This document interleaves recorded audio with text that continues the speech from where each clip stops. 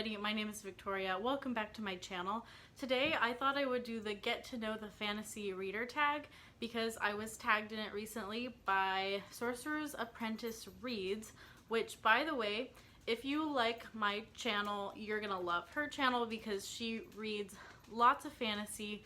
Her channel is awesome and it's also pretty new. She's, I think, been on BookTube for maybe 5 or 6 months or so. So I have really been enjoying watching her content and getting to know her a little bit. We realized that we are both musicians in Southern California, so that's kind of funny. And so I just really have had a fun time watching her content. She's really awesome. Go check her out and give her a warm welcome to BookTube if you have not checked her out already. Question number 1 is, what is your fantasy origin story, or how did you first start getting into fantasy? So I read fantasy as a young kid. I really don't know how I first picked up a fantasy book. It was just always something that I enjoyed reading, and maybe the earliest fantasy books that I read were probably the Chronicles of Narnia. Those were books, you know, growing up in a Christian household, those were books we had, but I don't think that anyone in my family had read other than me. So I read them all. I loved them. I loved them back then, and then I recently reread them. Actually, I think last year I finished rereading them and also had a great time. I hope to reread them again in the future because those are just books that have a really special place in my heart. Another series that I picked up when I was a kid was A Wrinkle in Time. I was big on those books. I also recently reread those, and that was really fun. However, I didn't enjoy those as much the second time around. I just saw them through different eyes and saw a lot of flaws with them. However, I still really like Madeleine L'Engle and her writing. And I would say if you haven't read the Wrinkle in Time series and you're interested in it, definitely go for it. They are, yeah, young adult fantasy, I would say.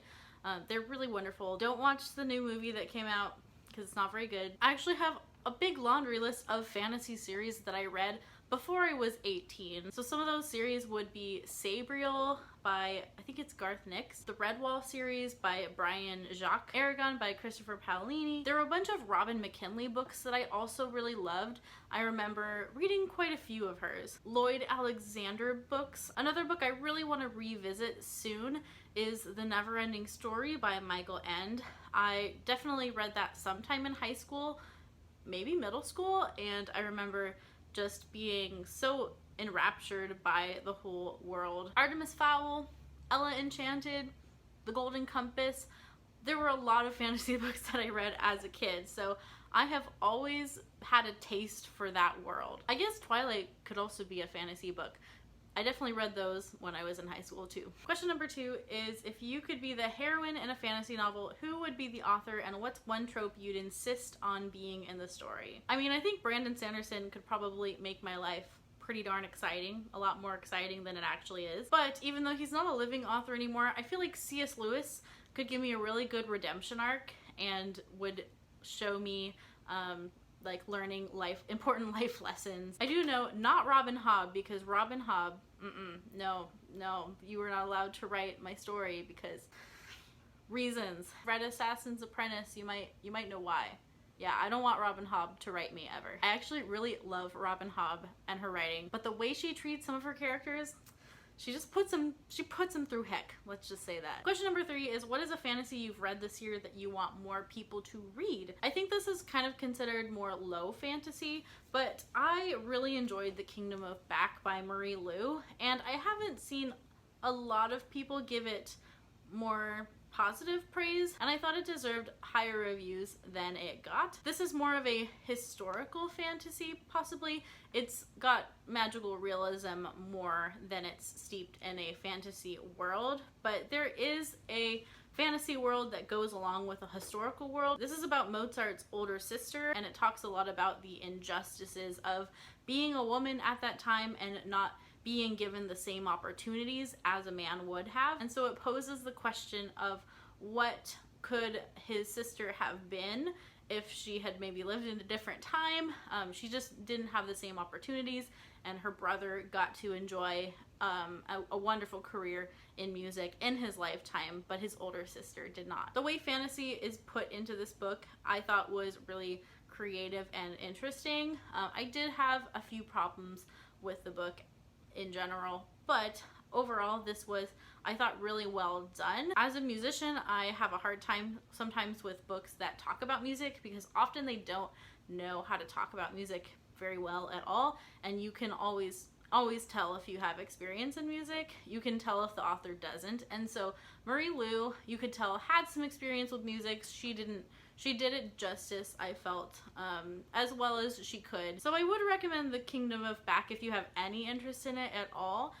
It's a little bit more historical fiction though, with a fantasy blend in there. Question number 4 is, what is your favorite fantasy subgenre? And also, what subgenre have you not read as much from? I haven't read so much. Some things that I have read that I've discovered I enjoy, definitely high fantasy, epic fantasy. Those are my jam. I'm not intimidated by them whatsoever. I will jump into them no matter how long they are. Stormlight Archives. Portal fantasy, magical realism, I enjoy very much. Dying Earth fantasy, aka Mistborn. Quest fantasy, coming of age fantasy, I really enjoy, such as Robin Hobb. Things I want to read more of, Celtic fantasy. I read one Juliet Marillier book and really liked it. I find this subgenre to be very interesting. I would love to read more of it. Although I don't know a lot more authors other than Juliet Marillier that do it. I'm sure there are more. I just don't know of them. I would love to try some Arthurian fantasy as well. So Arthurian fantasy is like King Arthur era, Guinevere, Lancelot, all of that. I have read T.H. White's book, what's it called? The Once and Future King. I have read that, really liked it a lot at the time. I haven't read it since high school though, so it's been a while. But I remember liking it as a high schooler, and so I want to reread that one. But also I would love to see some more modern examples of Arthurian fantasy. And then another one is Christian fantasy. I would love to get more into Christian fiction. I know there's some series out there that have been kind of thrown around when I've talked to some of my friends about it. And so there's some Christian fantasy books that I would like to read. I can't even think of a title of one of them right now, but I know some have been recommended to me. If I remember, I'll put a picture right here. Question number 5, what is one of your auto-buy fantasy authors? Brandon Sanderson, most definitely.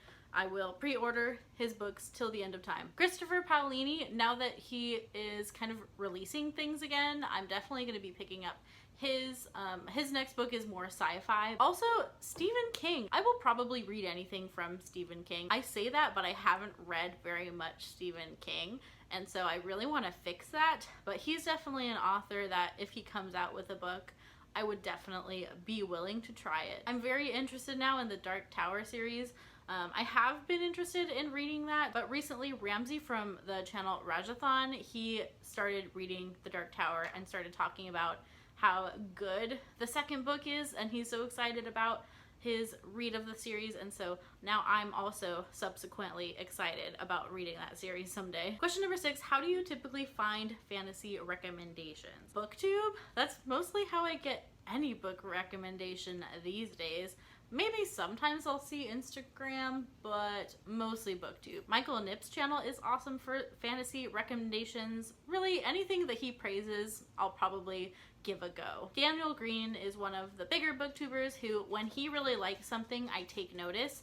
Also, Elliot Brooks, I just adore her and her channel, and she reads also a lot of young adult, which I think is a fun perspective to have from a booktube channel. She really likes both adult fantasy and young adult fantasy, so I always take note when she really praises something too. Question number 7, what is an upcoming fantasy release that you're excited for? I mean, the biggest one that I can think of is Rhythm of War by Brandon Sanderson. If you haven't heard, I'm hosting a Stormlight Archives read-along with a bunch of friends. I'll link them all down below. And we're having a gloriously fun time doing this. So we will be finishing Oathbringer actually a little bit after Rhythm of War comes out, but you best believe that I'm going to be picking up Rhythm of War as soon as we're done with Oathbringer. I know that's probably the answer that everybody has this year for this tag, but it's kind of the big release of the year. Question number 8, what is one misconception about fantasy you would like to lay to rest? So, I don't know about fantasy itself, but definitely fantasy readers, I think, get a bad rap sometimes. in the world in general. I'm so very steeped into the bookturnet world now that I forget sometimes how the outside world perceives fantasy readers if they're not into fantasy themselves. And my husband reminded me of that the other day.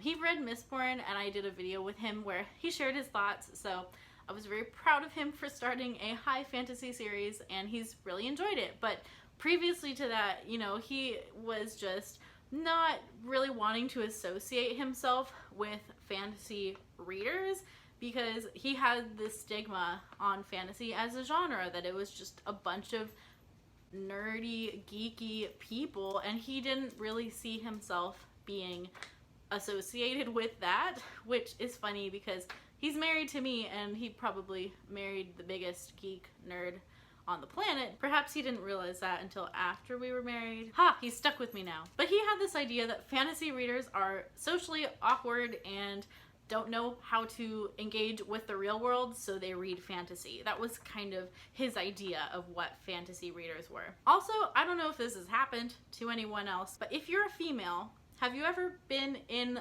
a fantasy section in a bookstore and then gotten looks from males around you? Yeah, I have. One guy even went as far as to start talking to me and trying to hit on me because I was looking at fantasy books. And I'm pretty sure I just like quickly put down the book I was looking at and left the bookstore. The book internet really opens your eyes to all the different people who read fantasy. But I always felt like a little bit of an oddball being a young female and knowing that most people in my real life who read fantasy were not like me. They were often of the male persuasion. Even the people that I know in real life who have read like Stormlight Archives, for example, both of those people are men. And I've even had female friends look at me strange when they saw what I was reading. In the book culture, that stigma is not there at all. But if you're in the real world, there's this stigma on female readers that the ones that read fantasy are maybe a little bit unusual. And you know, maybe we are, that's fine. I've never complained about being unusual. I accept it. But I think we're not as unusual as some people think. Anyways, that became a very long tangent. We should move to the next question now. Question number 9. If someone had never read a fantasy before and asked you to recommend the first 3 books that come to mind as places to start, what would those recommendations be? Well, I think most people would recommend Harry Potter first, and I think I would too. Maybe if someone is looking for something not as juvenile as Harry Potter, Earthsea I would recommend, because I think if you like Earthsea, that could be a good launching pad to things like Lord of the Rings, because Earthsea has a very classic style to it. It's very classic fantasy feeling, and I think it would be a good stepping stone to something like Lord of the Rings. For someone who's looking for a more adult read, I would definitely recommend Mistborn. And I think that if you have someone who's maybe not even used to reading and doesn't like to be patient, I don't think you have to be that patient with Mistborn to get a payoff. I feel like the payoffs are very frequent throughout the book, which is one of the reasons why I recommended it to my husband, and he really took to it. As a dude who likes action movies, he liked Mistborn, so there you go. Question number 10. Who is the most recent fantasy reading content creator you came across that you'd like to shout out? I'm gonna shout out my buddy over at Sorcerer's Apprentice Reads again, because she's fantastic and she needs more subscribers. Go be her friend. She's awesome. That's it for my tag video today. I'm going to tag a few people. I would like to tag all of my fellow Stormalong co-hosts because I would love to see all of their answers for this tag. So that's Christy Lewis, Michael Nip, and Ryan and Kristen from Seeking Stories. I would love to see both of you do this tag. I would also like to tag Mary from Mary Among Stories.